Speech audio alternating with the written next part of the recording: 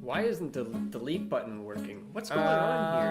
Wow, this is cool. This is something to work completely this way. Wow, this is crazy. Oh, Nice. Who This is something gives a really shit? needed for sure. This is unbelievable. Oh, I see. You know what? BUCK FIM. What actually breaks collaboration? Systems, tools, or people?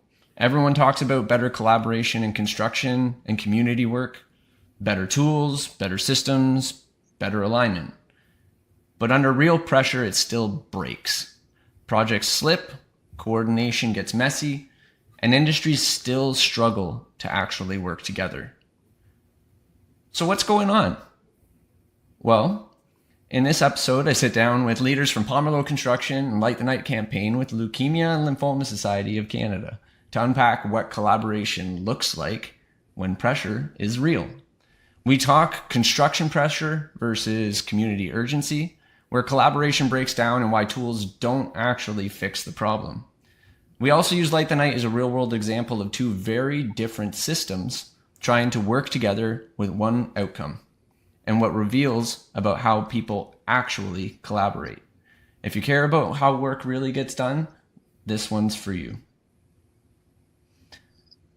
So, some people work in fundraising, some people work in philanthropy, and some people spend their days politely convincing the world to care, and then actually getting them to do something about it. Just like our guest today, who looked at the fight against blood cancer and said, yeah, I'll take my shot at that. Ashleigh Dixon works with the Leukemia and Lymphoma Society of Canada, where every conversation is a mix of hope, urgency, and the occasional internal panic that time is not on your side. It's a world where maybe later is basically a hard no.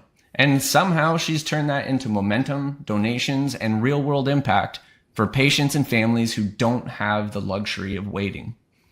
Basically, if it involves turning a polite conversation into meaningful action, she's already halfway to a yes before most people finish their coffee. And Warren, in construction, nothing is ever really on track. It is just temporarily not off track yet. Warren spends his time in that moving window between design intent and what actually gets built in the real world. It's where information is incomplete, decisions are already overdue, and everyone is quietly hoping the sequence holds together long enough to finish the job. And instead of getting dragged into the noise, he's the one tightening it, keeping coordination moving, problems contained, and progress from stalling out when things inevitably shift. Basically, when things start to drift, and they always do, he's the reason they drift back into something that still gets built. So I would like you to put your hands together from the comfort of your living rooms or the car on your commute in the morning for Ashleigh and Warren, our amazing guests for today's feed. So welcome to the show. I am so happy to have you on BUCK FIM. Ashleigh and Warren, I'd love you to introduce yourselves. Ashleigh, you can maybe kick us off. Sure. Thank you. Honestly, I think that was one of the best intros I've received, so I appreciate that. So I'm Ashleigh. I work with the Leukemia and Lymphoma Society. I'm the campaign director for Light the Night, which is an annual friends and family community-focused campaign that happens in October. And really, it's about bringing not only Halifax, but communities across the country together for the blood cancer community and celebrating them, remembering them, and raising money to make a difference. That's me. Awesome. Warren, yourself. All right. Thank you very much there, Dennis. My name is Warren Dietrich. I'm a project manager at Pomerleau. For those of you who aren't aware of what Pomerleau is, Pomerleau is one of Canada's largest construction companies. We specialize in building, infrastructure, and civil engineering work. Founded 60 years ago, Pomerleau employs 5,000 people across Canada and have more than 200 work sites from coast to coast. Pomerleau's a big deal. So is LLSC. Two very big hitters on this show who are doing amazing things with amazing sequences and lots of really awesome things happening up the pipeline. So I'm super excited to have you on the show. This show, just to give you a snapshot, is breaking down collaboration barriers in our industry, and not just our industry, but really pushing the boundaries of, what needs to change to make things work better for our future. And one of the reasons I wanted to put this collaboration together for this show is because social collaboration is a big part of our industry, and it really helps, put some light on a number of the things that we're working on, which actually starts with one of the topics I wanted to breach into is the shared starting point. So Light the Night is a big event that the LLSC puts on, and I really wanted to know what drew the two of you into Light the Night and what made it worth your time and energy. And maybe we'll start with Warren on this one. Yeah, absolutely. So in April 2017, I was diagnosed with Hodgkin's lymphoma. I was still in university at the time and just returned to Halifax to begin an internship with Pomerleau. During that time, I was about 2 weeks into my internship, and it had to come to a pause where I had a cough there and went and got a chest x-ray done, and they found a large mass in my chest, and then began a 2-year battle with cancer. I went through numerous chemotherapy treatments there. In the first 2 attempts there didn't yield the intended results there, where later on they did a scan and they saw that the cancer was continuing to spread. At that point, they decided there in 2019 to put me through a stem cell transplant. And through that there, I was able to enter remission. And since September 2019, I've been doing really well, healthy ever since. And just seeing firsthand the importance of being able to do continued research, find alternative solutions, alternative treatments, and improve that patient support. It's so important. It was not an easy battle for me, and I luckily had a great family support system there and was joined there by people at the LLSC that helped. And just going through that firsthand, I knew that I needed to get involved in this. I wanted to help out and make sure everyone kind of gets the end result that I do. That, and yes, it's not fun, but if you get that diagnosis, you'll come through on the other side with everything all right. And through that there, it just made me want to get involved and help out. And it definitely created an amazing story out here, especially when we got to see you on the main stage at the DCI Nova Scotia event, at the gala that recently went by. It really drew some inspiration in a lot of people, and your fight is very rewarded, and we love seeing it. Ashleigh, what brought you into Light the Night? What brought me into Light the Night? I honestly had a new neighborhood friend when we moved out to Halifax that told me about this amazing organization she worked for. So when a job opportunity came up on the fundraising team, I decided to go for it. But once I got involved with the Leukemia and Lymphoma Society, it's really, working with people like Warren and our business community, friends and family teams, kind of everybody. That's what draws me to Light the Night, because yes, we're fundraising. Yes, we're raising money for research and, tons of different programs, but it's really the people in our community who so openly share their stories. They're so thankful for the work that we do, and just like, they're truly what inspires me. Like, even when everybody has a rough work day, like when I'm having a rough work day, it always ends with, someone in the community that's reached out, told me a story, shared something. And I get reminded why I do what I do. So 100%. And this question really comes out of the collaboration here, because this is going to be a word we're going to use often during the show. But before working together, what assumptions did you have about each other's world? It's obviously two very different but very close worlds. And maybe Ashleigh, I'll start with you on this one. If you've had the luck of working with somebody in the industry, but what was your assumption? I think going into some relationships, or just before I really met Warren, it was really, the construction industry is really fast paced, and I know from living with someone in the industry that everybody's super busy. Like, you always have a ton of projects going on. I hear the stories of people, they're working well into the evening. So the idea of coming in as a charity organization and like working with those people is like, where do I fit into that puzzle? Because we're like, people like Warren, they're volunteering their time to work with us.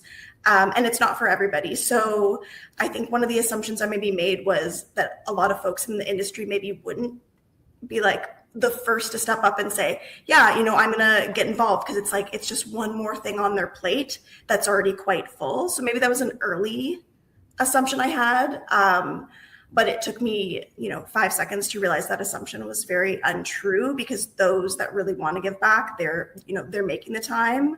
And I try and make it easy so they don't have to invest too much time in fundraising with us. Yeah. What about yourself, Warren? Yeah.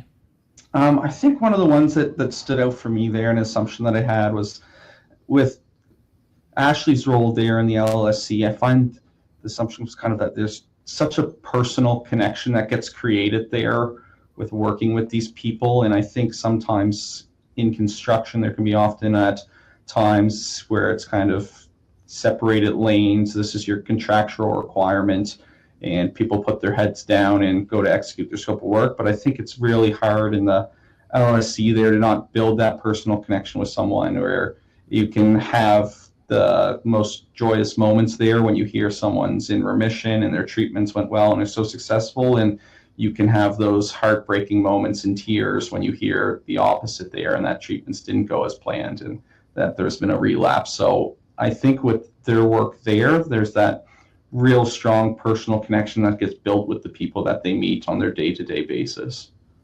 That's really awesome, because I only ever see this from the outside in as, a helicopter out, and I'm not as immersed as I should be. And admittedly, this is encouraging me to be more involved, and I hope our listeners are listening to this as well, because it does have an impact. And your day-to-day doesn't have to be that monotonous, pencil, do the pencil, do your check-in, etc.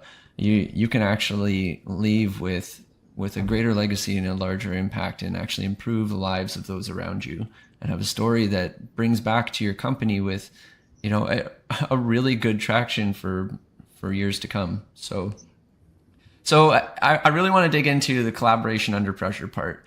The Leukemia and Lymphoma Society ultimately does a very large amount of fundraising to help, and fundraising is one of the most very difficult jobs out there. As I think at one point I had looked at what the top 10 most difficult jobs were, and fundraising and events were next, right under the military in the top 10. So, I mean, project manager was right there. So you are literally right next to each other. So Warren, I got a question. How do Pomerleau's pressures, like schedule, cost, safety, shape how you collaborate outside of construction? Oh, great question there, Dennis. So outside of construction there, and kind of in a fundraising role there that I've done with the Leukemia and Lymphoma Society, I think it's really helped create like a well-designed structure and organization for myself, where I, throughout the year, like to put on numerous fundraising events there to help raise money through the Leukemia and Lymphoma Society.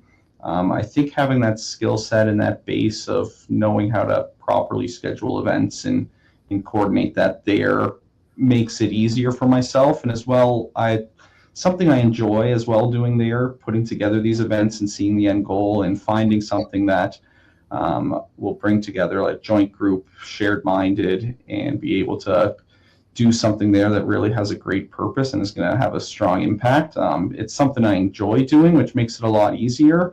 With work there, you have a lot of different constraints and restrictions there that are given to you by the client. But when you're organizing your own events or fundraisers there, you have a kind of open-ended there of what you can do and with it there, which I really enjoy being able to have that.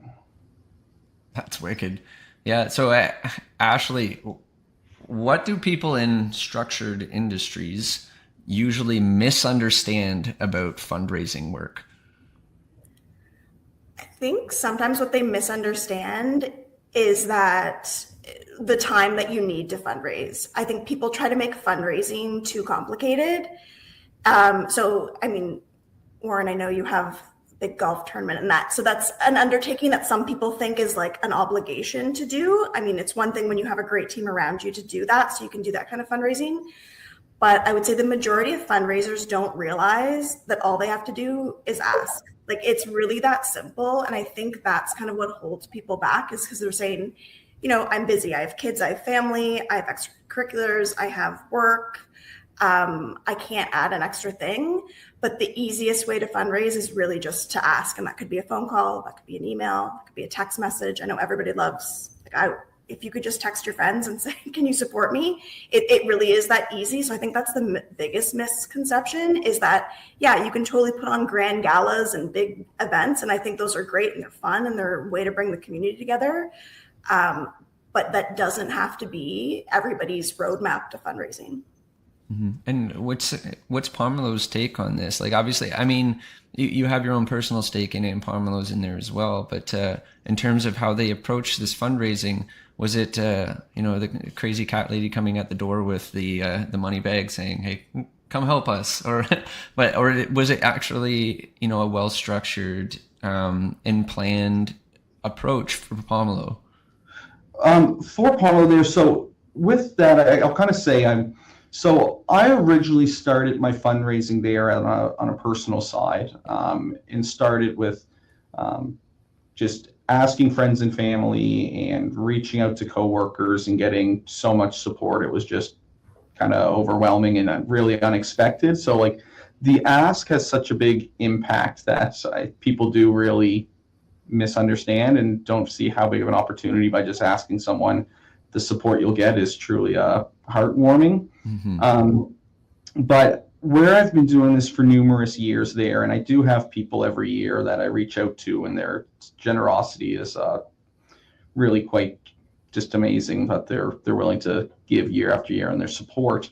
But what I've done is kind of had events there and been able to fundraise. And with Pomerleau, our biggest event is our charity golf tournament. And last year, we raised over $80,000 for the Leukemia and Lymphoma Society through that event. And this year, we're on track to do the same. But that being said, when I originally started, this will be our third year of the Pomerleau Charity Golf Tournament. I started where I had a much smaller friends and family one, and that raised maybe a little over $1,000, $2,000. And then I started growing it with more friends and family and people sharing it. And then it switched over to people at work being like, let's get this involved. Let's get some of the corporate involvement in this and be able to grow it bigger. But these events don't happen overnight. We've had like a great community here and team help be able to get a part of that and grow our events.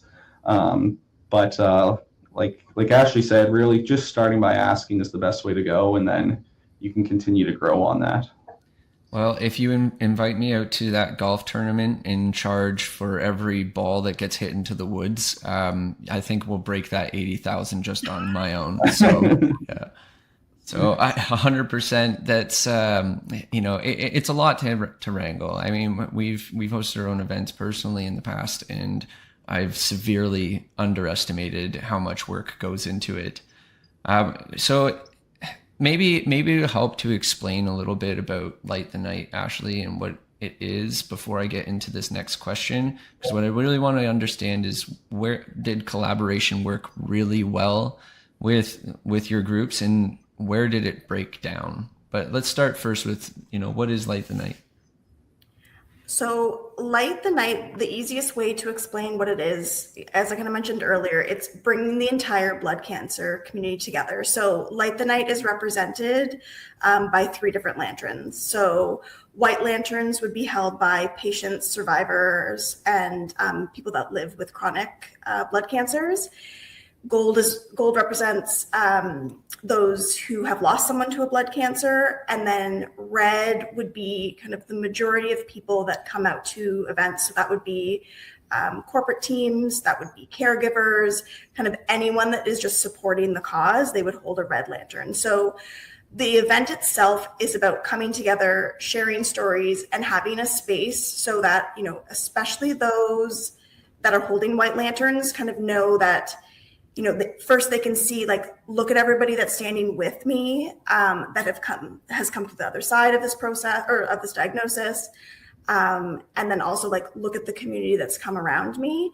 But really at the core of what we're doing is fundraising. So the money that we raise through Light the Night is funding like life-saving research. We raised, I believe it was $6.3 million across Canada last year. And we have a commitment to our researchers across Canada I think we fund them about $5 million every year. And the cost of research, just like everything else in our world, continues to go up. So we can't stay static. We have to continue fundraising. We have to continue investing, and the cost of everything continues to go up. Cost of care, cost of research, all that stuff. So Light the Night is just super important. One, it's that kind of that motivator for everybody to fundraise, but it's also, I've talked to so many people that are like, you know, being at Light the Night is so important to my family. Like, I know I'm not alone in this journey. I know, like, they would never miss it. Like, they're upset if they can't come to the event. It's just really meaningful on like a very emotional level to our community. So like at the heart, it is the community. There is no Light the Night without the people. But I think that's the beauty of kind of my role, Warren's role kind of with Pomerleau, is that, you know, the way that we continue to grow, the way that we continue to involve the Halifax and beyond community is really with our corporate partners. Like, we have tons of friends and family teams that are going to kind of organically join, you know, as they're affected by blood cancer, but corporate partners are how we grow. And then I think it's one of those things, once you see it, you go, like, I understand why people are involved for like years and years and years. I mean, I think our longest standing partner is something like 40 years with the Leukemia and Lymphoma Society. And then, you know, we have others that, you know, I think another golf tournament is Links for Lymphoma, and they're on, I think, year 17 this year. So it's one of those events and one of those communities, once you're in it, like, you're like, this is my community, and it keeps you in it. I don't know if that fully answered your whole question, but I think you nailed every point there. Yeah, cool. And you know, during these events, I always see, you know, big community tables, and I'm seeing more and more every time of, you know, contracting partners and construction groups and those really joining this event. So, I mean, I have to say, Warren, I think you've created an inspiration that's landed in our AAC community here on the East Coast, and I'm hoping that it gains more traction as it crosses the country. So. Absolutely. So I guess, you know, I really want to get into the weeds of collaboration. So this is where we start breaking into the fun stuff.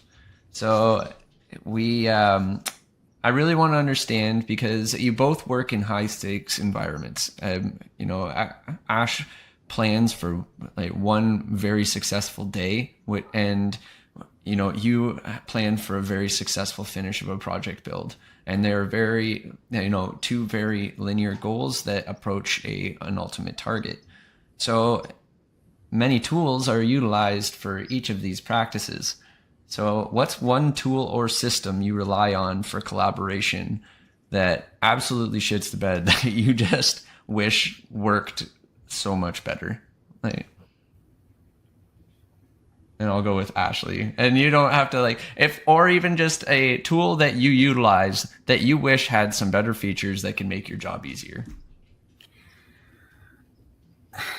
I feel like for my role, we have a ton of tools at our disposal, some that are meant for being internal and they need to be that way, and that's fine. But I think, honestly, tools like Asana, so planning projects, you know, tasks, all that kind of stuff. And even document sharing with SharePoint, like we use Microsoft. What I struggle with is that, well, it's great for my internal comms. You know, yes, I do work super closely with my Halifax team, but I'm also working super closely with people like Warren. So I wish there was more like tool sharing there, because, you know, right now it's, you know, sending emails. I can pick up the phone and call you. I can text you. But it's also, I'm understanding, you know, you're super busy at work. I'm not going to call you at all hours of the day. This is a volunteer piece of your life. It's not your main priority. So it's one of those things where it's like, I wish there were more tools that could help our kind of document sharing, external kind of collaboration more. Because sometimes, what do? The classic CC Warren's personal email just to make sure you get the email because it gets lost in the work email. So, or it's like the classic text, like, hi, I emailed you like 3 days ago. Did you see that? And you're like, yes, I did. I just didn't have time to answer. So I think I wish there was better tools that way, because it's just, there's a lot of moving pieces. And it's, Warren is one of, 7 or 8 executives that I'm working with that are all doing high impact fundraising, all have all the big plans, and there's a ton of moving parts. So I wish there was better tools that it's like easier for you to read through rather than, just another email getting lost in your inbox. Yeah. What about you, Warren? I imagine you work with 1,000 tools in your given day. I do, but Ashley already hit the one that stuck out to me right on the head. It's one that's needed for collaboration, but one that at times I find can lead to just miscommunication or misunderstanding by the various parties. And is email, where I find so often you can receive so many emails and back and forths where people are taking all sorts of time to reply, and you read through it, and then you are like, we're going back and forth too much. You pick up the phone in 2 minutes, conversation, it's all sorted out. And I find there that you can get CC'd on so many there, and then the time to go through everything can be one that adds a lot of work, doesn't help with efficiency or effectiveness or the problem solve, but at times as well where people need to be in the loop on things, you need to have that communication there, and email needs to be used for collaboration. So it's one that always I encourage the team to be as efficient and clear as possible to minimize the amount going out there. Oh, I get it. Because when we booked our first chat on how we were going to put together this podcast, I had it record all the notes and put it on there. And when I got the minutes back, it said that we were going to be doing this on a different date than what was presented. And so all the minutes were saying June 2nd. And I was like, no, I visibly said the different date on there. And I had to go back through and make sure that it wasn't actually posting. So, AI does funny things. It's hallucinations, but is what it is. But it comes down to similarities, and I mentioned that both of our industries have, that similar project management vibe to it in some case or some capacity. So what would you say are the biggest similarities between delivering a successful construction project and delivering a successful fundraising campaign? So maybe Warren, I'll kickstart with you on this one. Yeah, for myself there, I think one of the biggest and most important things is making sure there's a clear understanding and communication of the expectations and what's taking place. I think when you're coordinating it with everyone and going over what the event's going to be and what's going to take place for the fundraising campaign, that's extremely important. So we're all aligned and we know what needs to be done to make sure that takes place. And then anyone attending the campaign has a clear understanding of when it is, what it's going to be, and what we're asking for. And then it makes it easy that the campaign runs smoothly. I think the same is in construction there, where you need to make sure all parties have a clear understanding of their responsibility, their roles, their scope of work, in making sure that coordination and collaboration takes place. And when everyone's aligned and on the same page, that's when things go smoothly.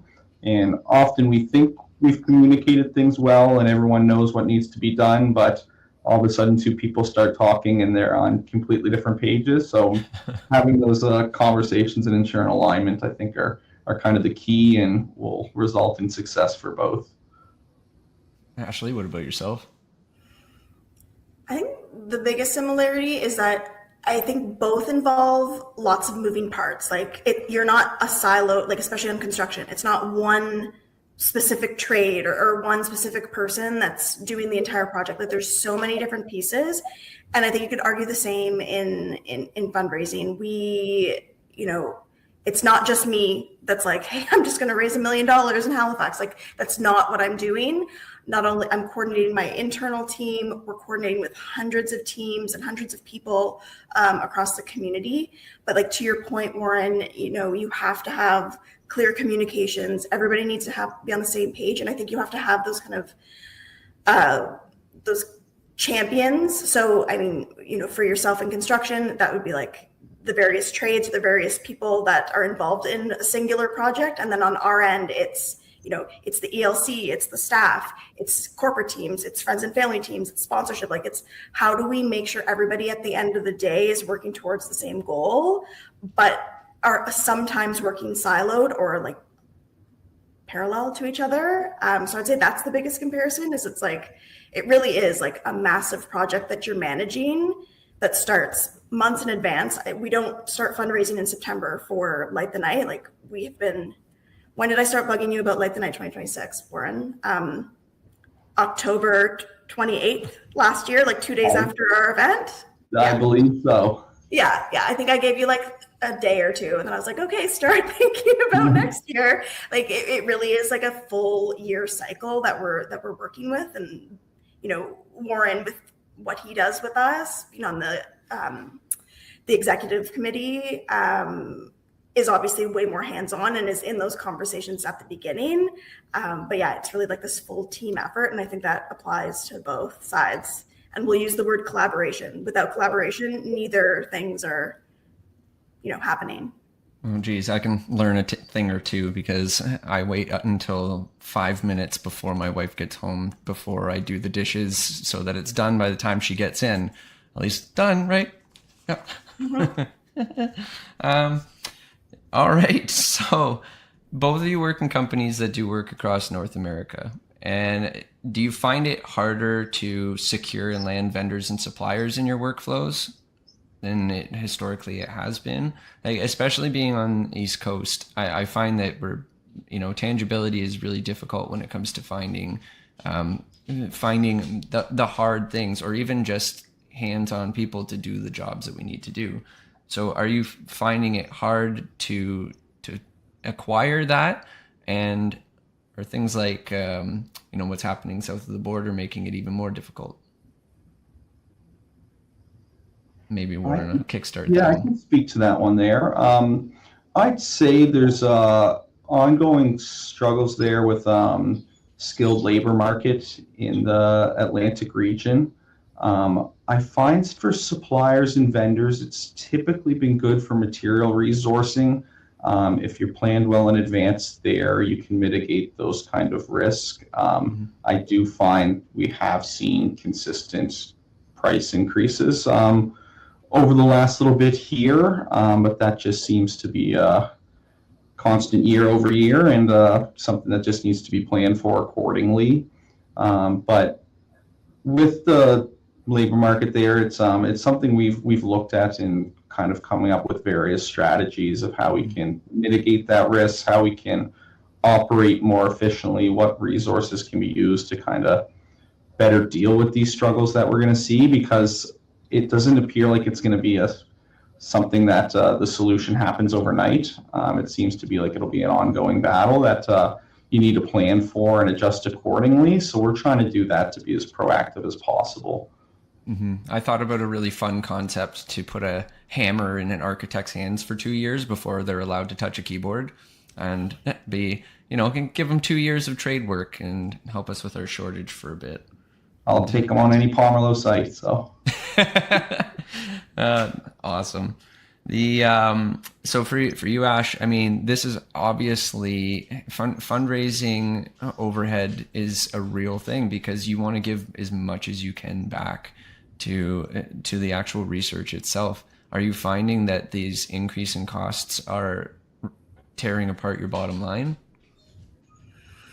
I don't know if they're necessarily taking the bottom line. I think we've had to reframe how we're talking about like the amount of money that we need to raise, because yes, we do put money into like Light the Night events. We have 2 peer-to-peer campaigns that do have cost to them. We have Light the Night in the fall, and then we have Visionaries of the Year in the spring, and there is cost to event. However, we work with a really amazing company that, we'll get, we have our music in Halifax is free, like at the at the finale, we have sponsors and different sort of things. So I think, well, yes, there is more costs associated because, the cost of food, the cost of everything has gone up. I think we have done a really great job of modifying like what we need, like the type of support we need. So do we need to, find more sponsors? Do we need to, raise our budgets across the country? But I think talking to our partners about the reality of like kind of how I mentioned, our general like operating grant would cost we invest $100,000 per year to these researchers. And that amount, a year ago, or sorry, not a year ago, like 5 years ago, would have gone further for them in comparison today. So like those costs are definitely going to go up. So I could foresee in the next couple of years, the needs from researchers, they're probably going to need more than, what we're providing right now.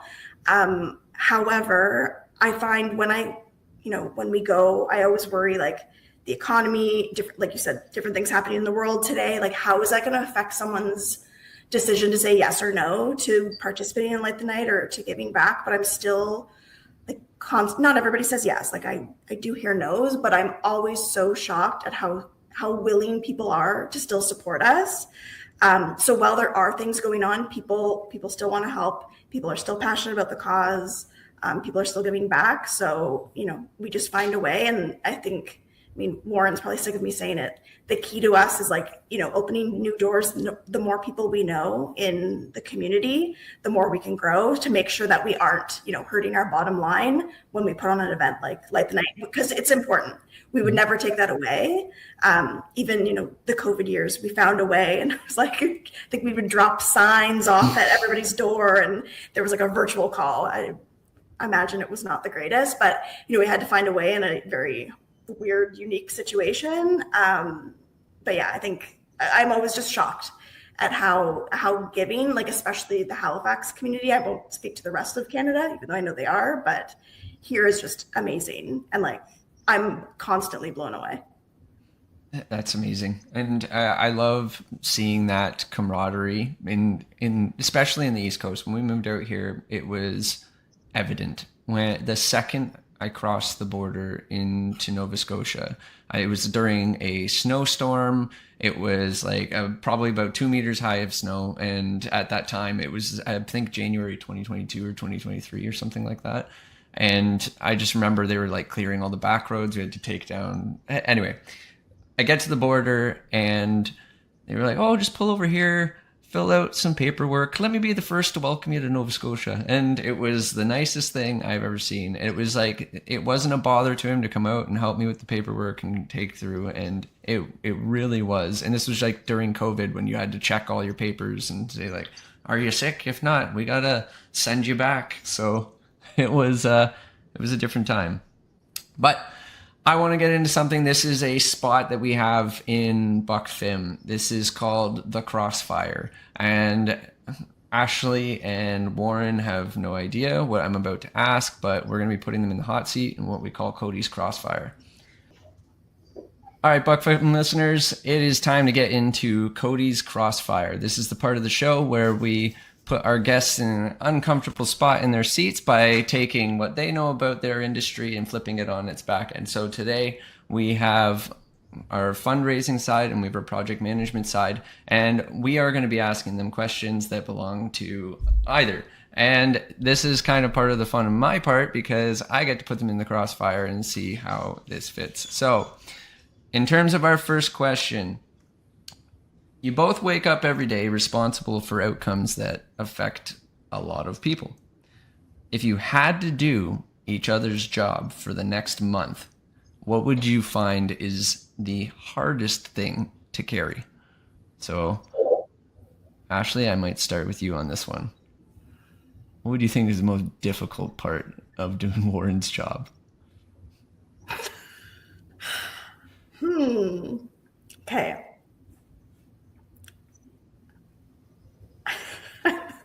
Oh God, this is frightening. The most difficult part is I don't know anything about construction. I know, like, so high level.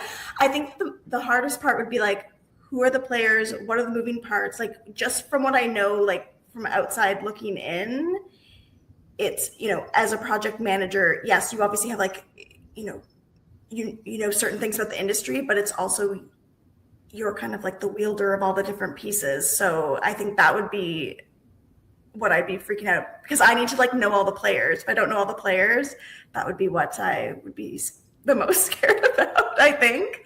God, Warren, I have no idea what a typical day looks like for you. So this question is making me panic. So why don't you fill us in, Warren? What do you deal with that is probably the toughest thing in your day? Oh, I'd say some of the challenging parts of the role can be is just like negotiations there, trying to deal with scope gaps and various responsibilities, contract reviews. That can be one of the more challenging parts of the work. But I'm confident, Ashley, you'll get it in no time there. So. You think I'd be a good project manager? Oh yeah. All right, excellent. I mean, I guess I kind of am, but for completely different reasons. Well, I guess we'll find out how it transfers. So same question to you, Warren. If you were to drop right into the hot seat in Ashleigh's spot, what do you think would be the hardest part of your day-to-day job? I think just from knowing myself there, and it's like my personal connection with the LLSC and Light the Night would be like dealing with those situations there when you hear news of someone treatment not going well. To me, that would be very heartbreaking, especially if you've been working with them for a while. Like being a part of this community, I've met some fantastic individuals, and I've sadly some of them have passed away and not had the results they were hoping for with their treatments, and just getting that news is obviously extremely heartbreaking and tough to deal with. And I know the LLSC staff definitely hears those stories much more than I do myself, and dealing with that, having to chat with the families of how heartbreaking that could be, whether it's their parent or whether it's their child or someone anywhere in between. It's never easy to deal with those situations. And fortunately for myself, that is not one of the challenges we have to deal with at Pomerleau there with our work, but it's one of the ones that I really commend all the LSC staff and everything they do. And I know part of it as well really has them see the importance of what their work they're doing is, as it's really changing lives. But that's a challenging one for any person there to have to go through that. 100%. And Ashleigh, how much time do you deal with that on a regular basis? I'm happy to say it hasn't been as often. We had actually a not great week last week where I did receive a few, like more than one, like not great news. However, in the last couple of years, we are hearing more positive stories, which is great. Like amazing. Anytime I hear that someone's diagnosed with a blood cancer, like that is bad news to me. However, we are seeing a lot of positive outcomes, so that is good. But yeah, it is a lot. There's been, I don't think I've ever cried so much at my desk than I have in this job, but it's always for different reasons, like happiness that I found out someone, is in remission, or, you hear a beautiful story, or you do hear that someone's, passed. But I feel like if I compare it to other jobs where it's like you're crying because you're like, my boss is terrible, or I'm super stressed or whatever. So like it's, it is what it is. But no, I'm happy to report I do hear more positive stories than I do negative ones, which is, I think a testament to the work that we're trying to do, but it's not all. And it is hard. It is hard. Great to hear the positives, because that is definitely something that keeps you going, because it means your work has that ultimate value, no matter if it's the down or up. It definitely beats hearing that phone call on a construction site of somebody who's poured a concrete curb 2 feet in the wrong direction, and that's a wrong kind of tears. You don't want to be hit those. Allow your tears to have more meaning. Going through it all really helps put things in perspective there, where you're like, all right, well, chip out the concrete and redo that. Things could be worse. So it's a good reminder. And I know when I was going through treatment, I read a really great book, The Death of Cancer, and it chatted about how much treatments have evolved over the years. And 50 years ago, if I had my diagnosis, my life would be looking pretty slim if anything better there. But now Hodgkin's lymphoma, I think they're at over 80, maybe even getting close to 90% success rate when it's caught early. So, what the Leukemia Lymphoma Society is doing is really changing lives. That's super awesome. And just so you know, the hot seat has not ended. I have one more. So, CODii's Crossfire is all fired up here. Now, the benefit of this is both of you should know this one in some capacity, because you work with them every day. And they are, however, I want to put you to the test to see how well you know each other's industry, at least from a rough standpoint. So I'm going to start with Warren on this one. What do you think, and we're going to test you in each of these fields here, what do you think the critical path is for a formal gala? The critical path for a formal gala. Where do you start and where do you end? And this can be high level. You don't have to get into the heavy weeds because we don't have to get into a detailed Gantt chart there. So. Yep. I think, the kind of steps and process I would go through to planning one would be, first step is kind of building a committee, a team that's going to be looking after this gala, who's going to be responsible for it, and then start planning out the details of location, date, time, kind of theme, or what's going to take place there at the event, dinner, coordinating the logistics of who's going to be completing that there, whether hiring a caterer who will do that there, and then kind of getting the tickets out, looking for sponsorships, sharing that there, and then finalizing all those details as it progresses and leading up to the event. And fingers crossed you covered everything, and be prepared for the unexpected, because something will always happen. How close are we, Ash? I mean, pretty good.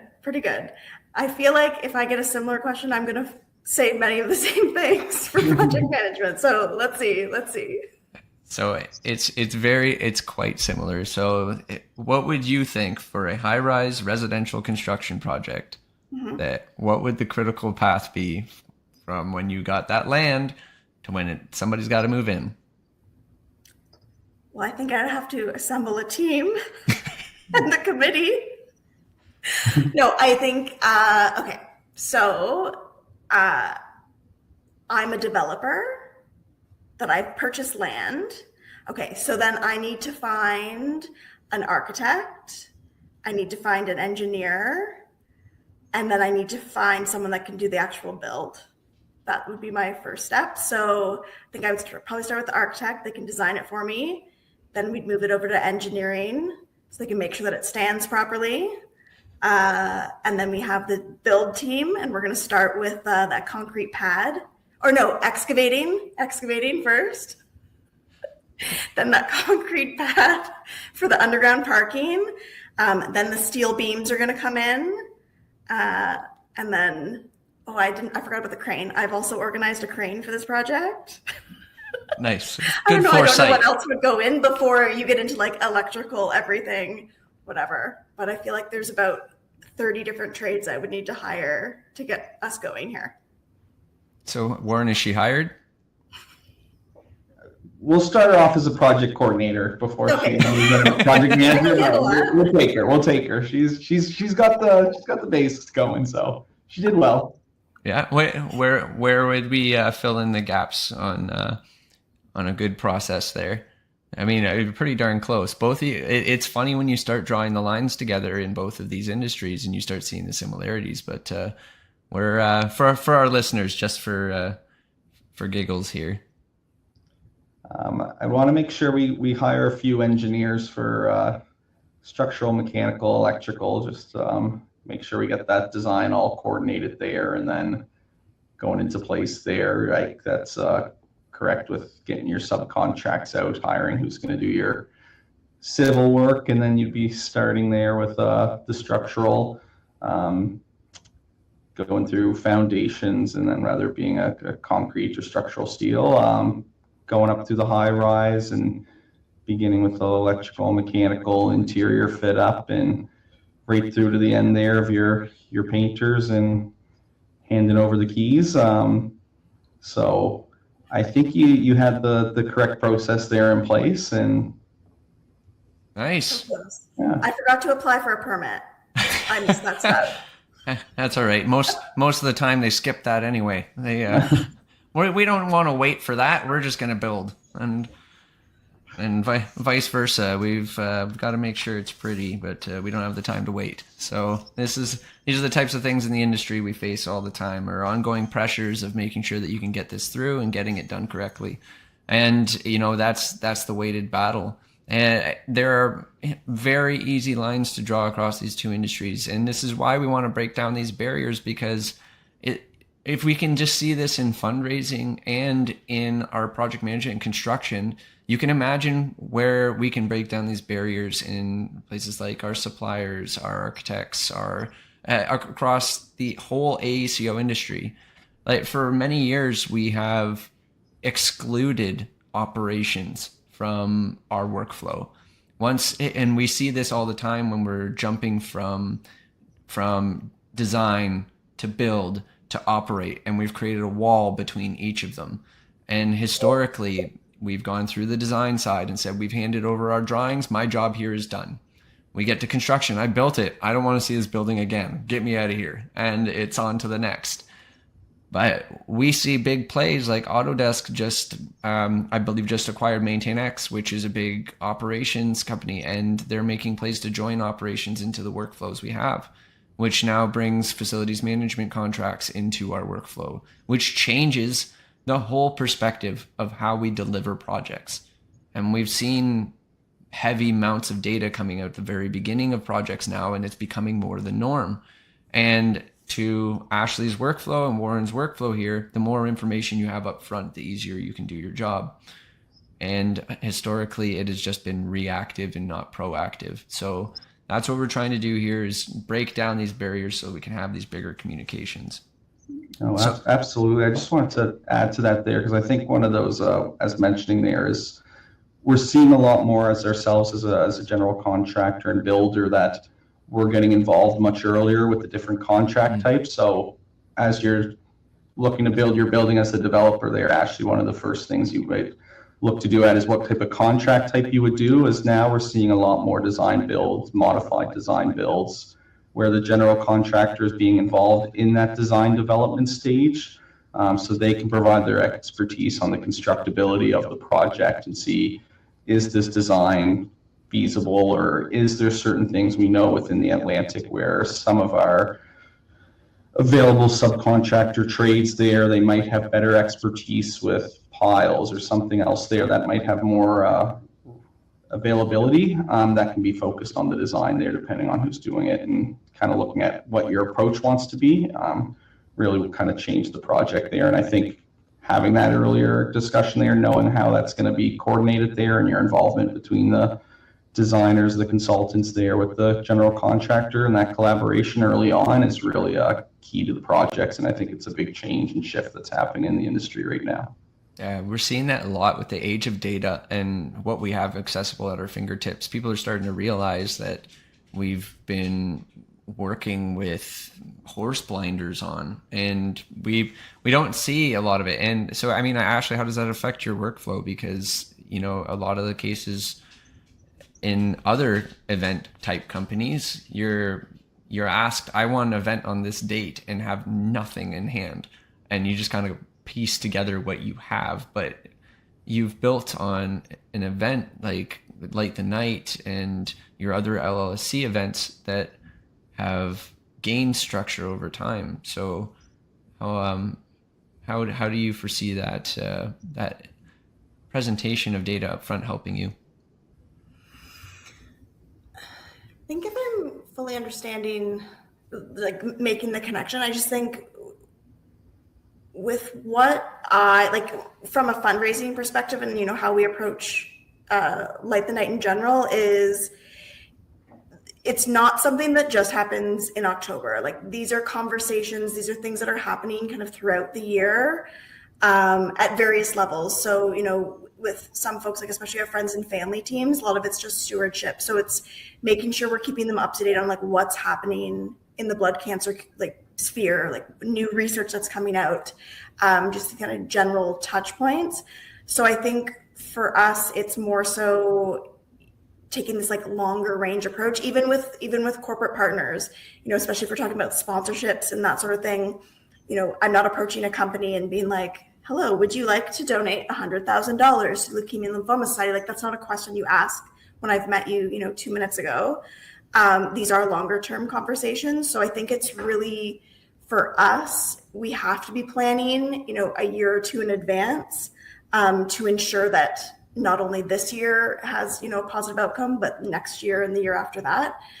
So I think for me, it's more just like that long-term planning scope. That's like a big change of like how we have to approach it.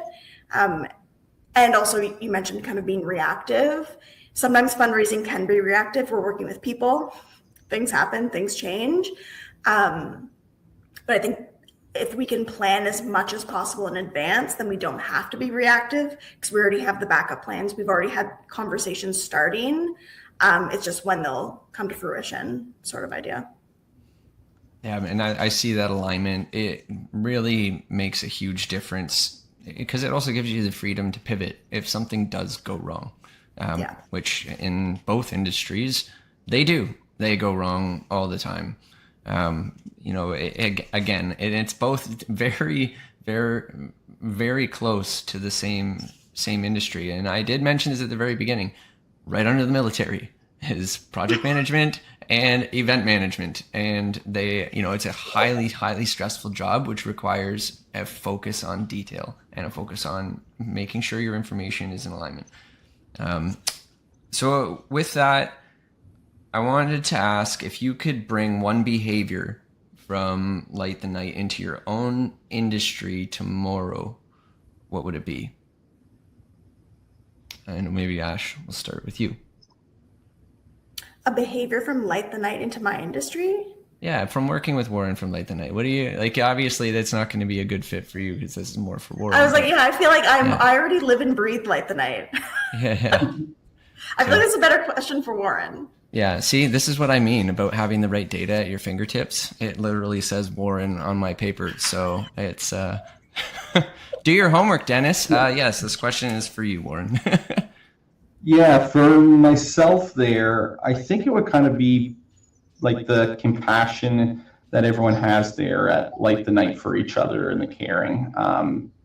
At Pomerleau, we're trying to, really get involved in our communities where we're doing our projects, where we try to always have a community give back portion of the project.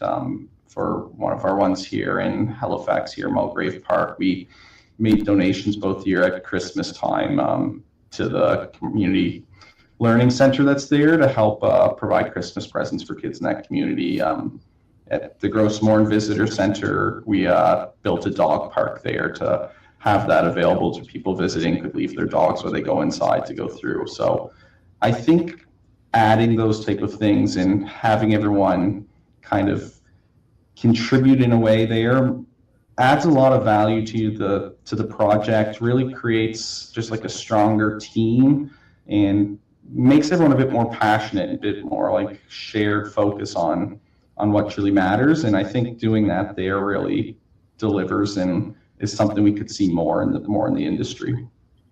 100%. And I mean, I had two other questions lined up for it, and you've summarized them all into one, because I really wanted to understand like what would immediately improve if that happened. because ultimately what our listeners are going to gather here is social impact is like a ripple. When a raindrop hits the water, it creates the big waves, and it drives a very large impact.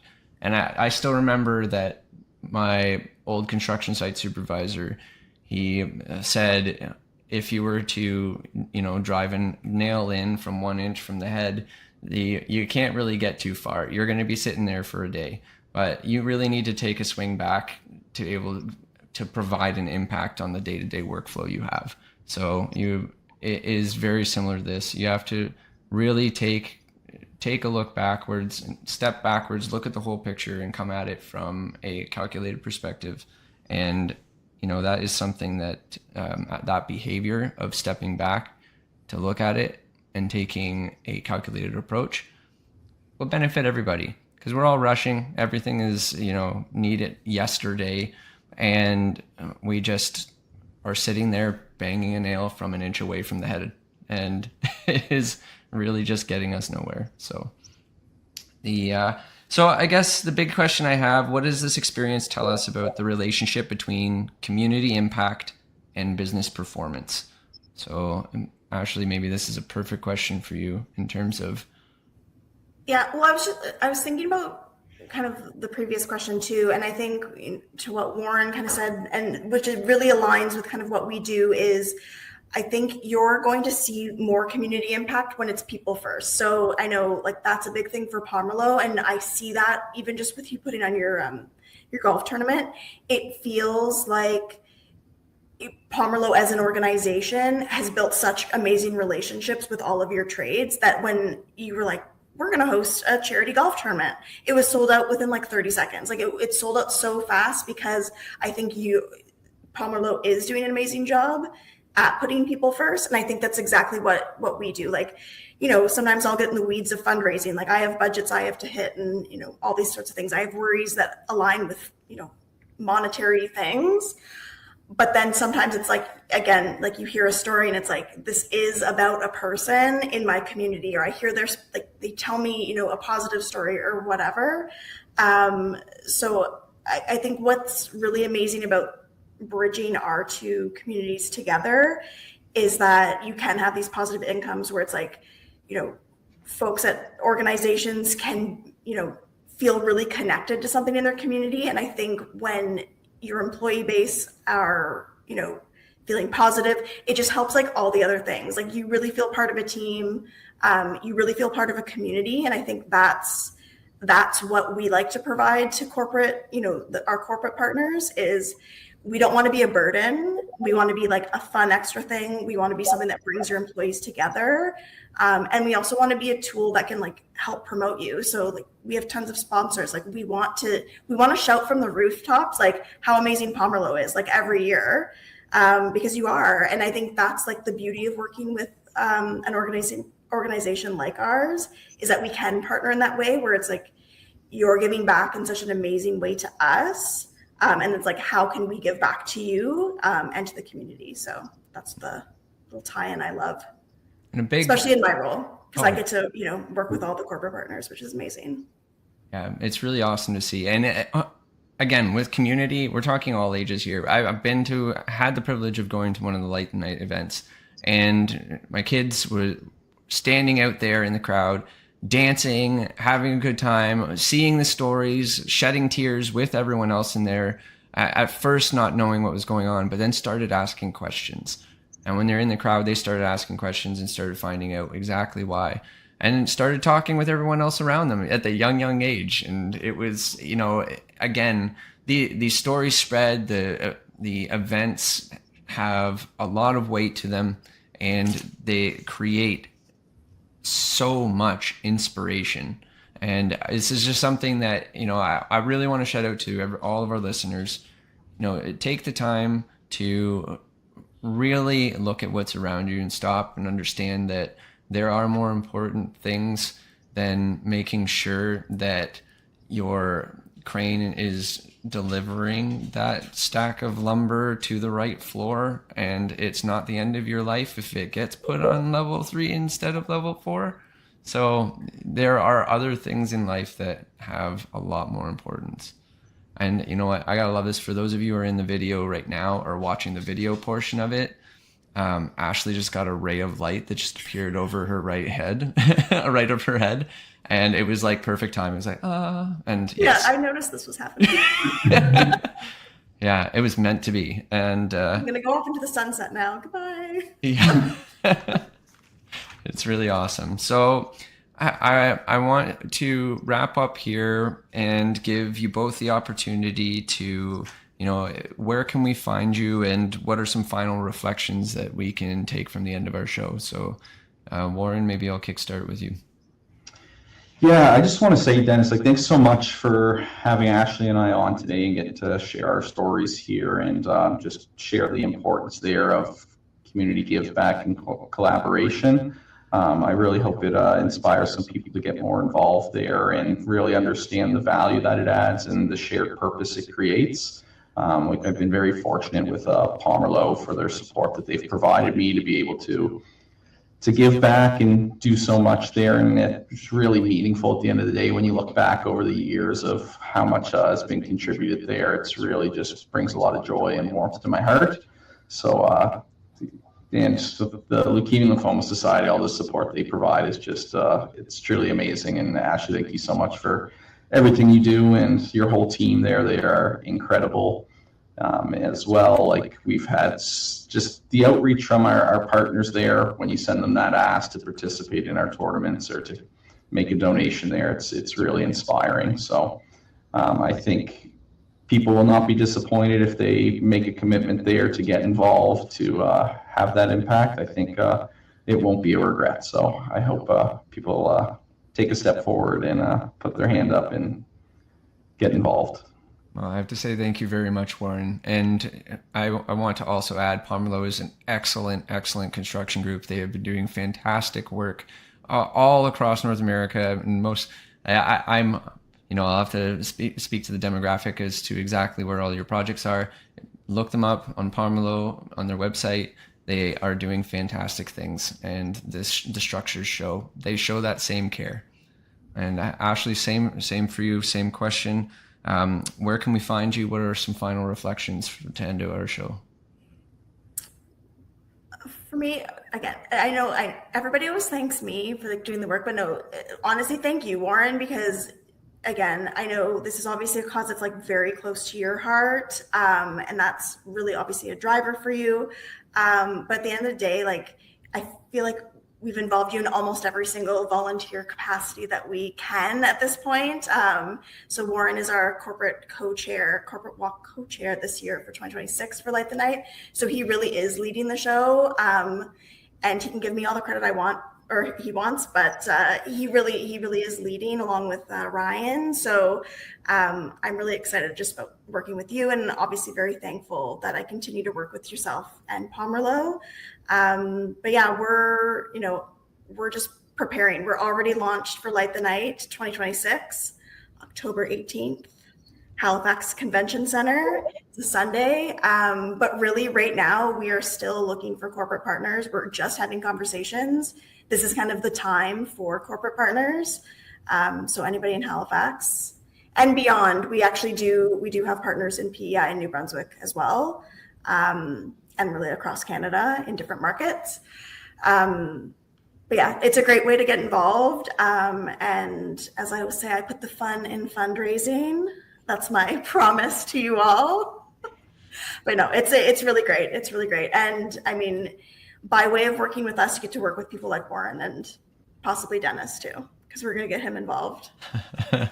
Happening now. I'm already planning my entrance. So good.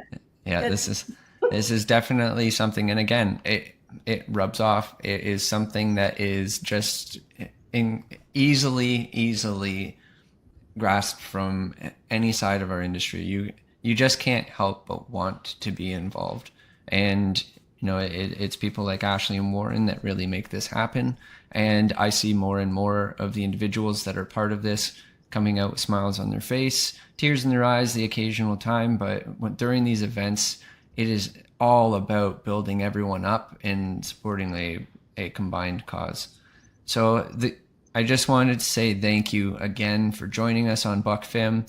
This is definitely an episode that I was looking forward to, because this is two worlds tied together in a way that, you know, really is part of my life in two very, very big ways. So thank you again, Warren and Ashleigh, for being part of the BUCK FIM show. So in closing here, the core idea behind this show is very simple. When charity and industry collaboration overlap in real environments, they don't just create community impact. They reveal better ways of working that can improve both organizational performance and long-term societal value. So again, I want to thank you both, and I look forward to airing this episode with both of you there in tow. Thank you very much, everyone. Take care. Thank you. Thank you.